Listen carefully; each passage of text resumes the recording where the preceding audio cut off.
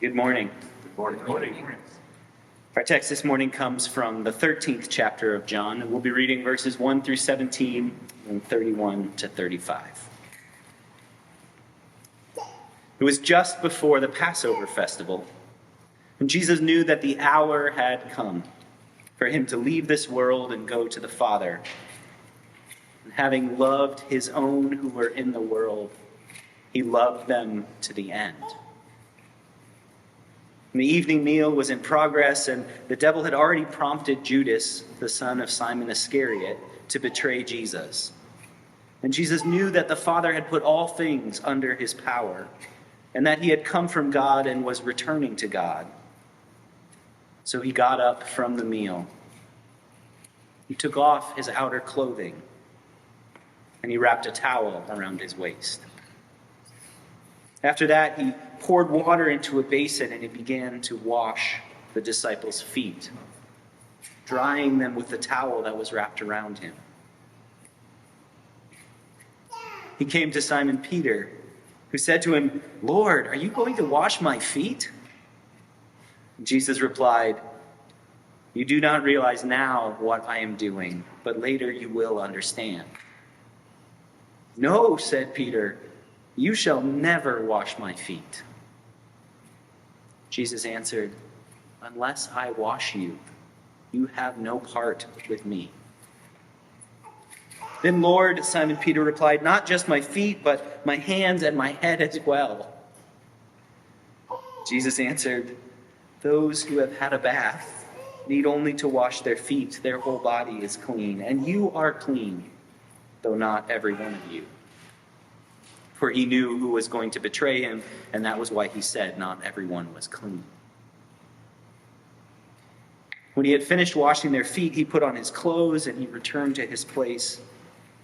"Do you understand what I've done for you?" he asked them. "You call me teacher and Lord, and rightly so, for that is what I am. Now that I, your Lord and teacher, have washed your feet, you also should wash one another's feet. I have set you an example that you should do as I have done for you. Very truly, I tell you, no servant is greater than his master, nor is a messenger greater than the one who sent him. Now that you know these things, you will be blessed if you do them." When he, that is Judas, was gone, Jesus said to them, "Now the Son of Man is glorified, and God is glorified in him. If God is glorified in him, God will glorify the Son in himself and will glorify him at once. My children, I will be with you only a little longer. You will look for me, and just as I told the Jews, so I tell you now, where I am going, you cannot come. And so a new command I give you: love one another. As I have loved you, so you must love one another. By this, everyone will know that you are my disciples, if you love one another." This is the word of the Lord. Thank you, God.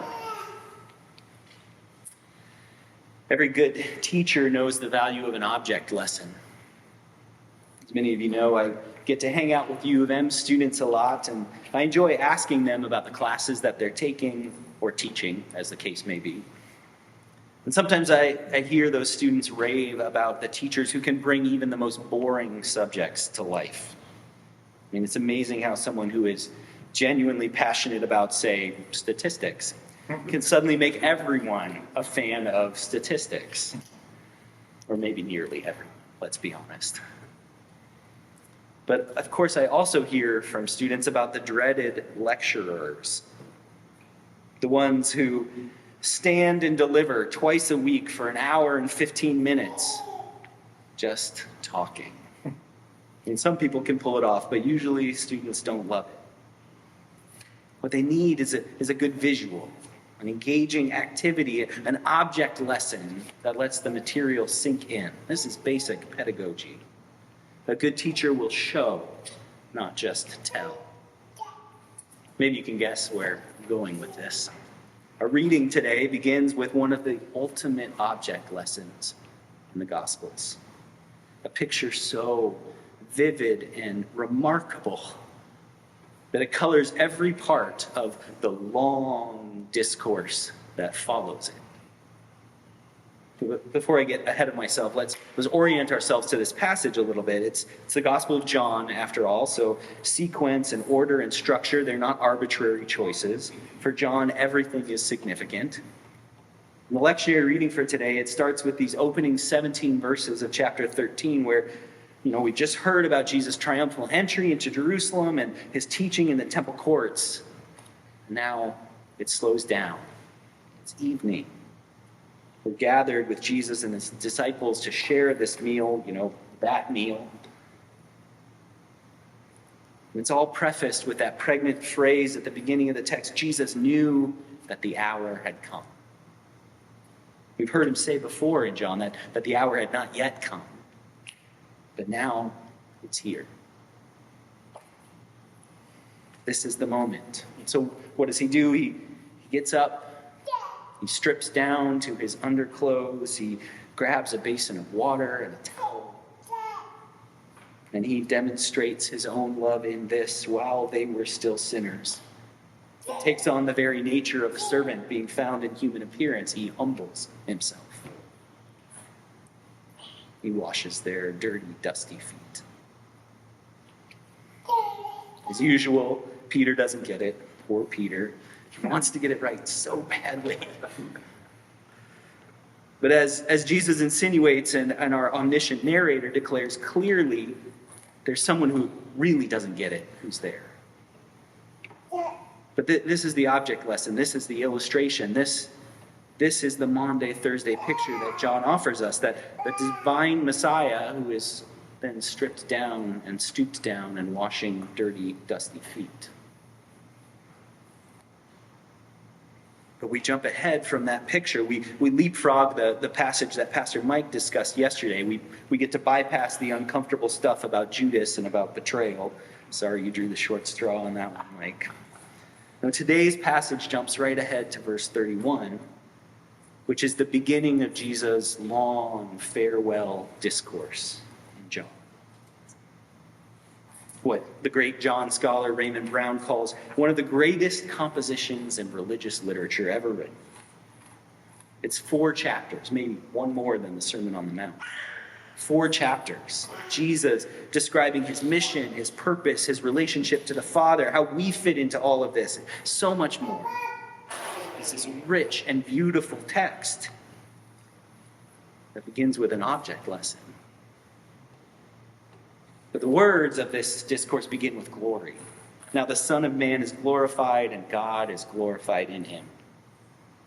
This moment marked by humility, by meek service, by betrayal from a beloved friend. This moment that will move into arrest and denial, into mocking, into miscarriage of justice, into torture, and finally death.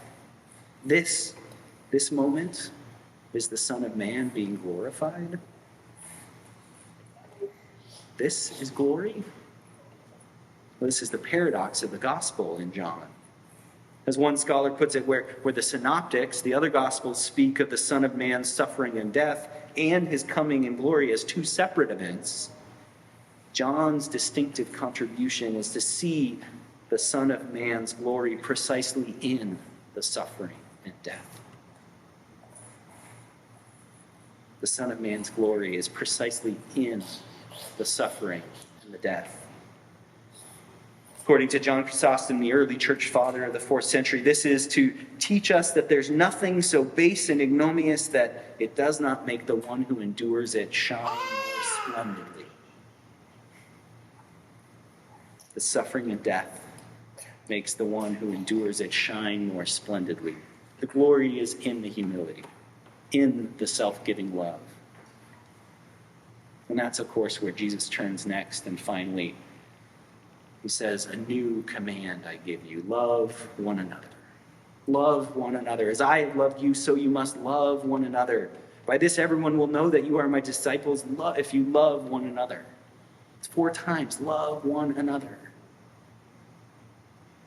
It's a beautiful passage, one of the most famous in that whole 4-chapter-long farewell discourse. And yet even that is a bit curious too. Because this command is not exactly new. I mean, love one another is not unprecedented. It's pretty common in the Bible. Leviticus 19 commands God's people to love your neighbor as yourself.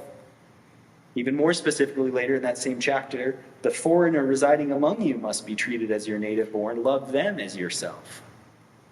I mean, Jesus had commanded his disciples to love. This isn't a new commandment. So what does Jesus mean when he says that it is new or a fresh commandment, as one scholar translates it? What is this fresh commandment? Well, there's some interesting conversation about one little word in this passage, the word as. As I have loved you, so you must love one another. The word is not only comparative, but perhaps also causative. Not just as, but also from or out of. So it could just as easily be rendered in translation, from my love for you, so you must love one another. Or out of my love for you, so you must love one another. Out of Jesus' wellspring of love, we are commanded to love. Out of this object lesson of love made visibly clear, we are called to love one another. Now that's something a bit new. That's something a bit fresh. To name it that way and then to see this fullest measure of Jesus' love, that object lesson. The disciples and we will shortly see as we continue on this Holy Week journey just how much Jesus loves us. To quote the opening verse of this passage again, having loved his own who were in the world, he loved them to the end, to the finality, to the completeness.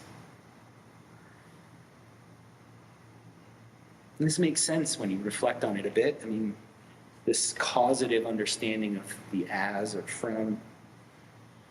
In its true human experience, we can love one another because God's love for us is revealed in Jesus Christ. Maybe you've heard that saying before, that hurt people hurt people. That it's out of our own pain and injury that we so often hurt and injure others. And the inverse is probably true too then. That loved people love people. Do you find that true to your experience? When you feel loved, are you able to love more in return? I tend to think that's true. There's something contagious about love. Jesus certainly suggests there's something missional about this love, that by this everyone will know that you are my disciples if you love one another. Loved people love people. There was a 2nd to 3rd century Roman writer named Marcus Minucius Felix who said of the early Christians, they love each other almost before they even meet. Isn't that beautiful? They love each other almost before they even meet. What if that were how the church were known today? What if we were the object lesson that the world so badly needs? Loved people love others. Beloved siblings in Christ, you are so deeply, deeply loved. You are so deeply, deeply loved. Having loved his own who were in the world, he loved them to the end. Do you know that? Do you know that you are loved that much? To quote Raymond Brown again, as long as there is Christian love in the world is still encountering Jesus. So how can you help others know that they are loved? How this week can you help them live out of the overflow of God's love for them?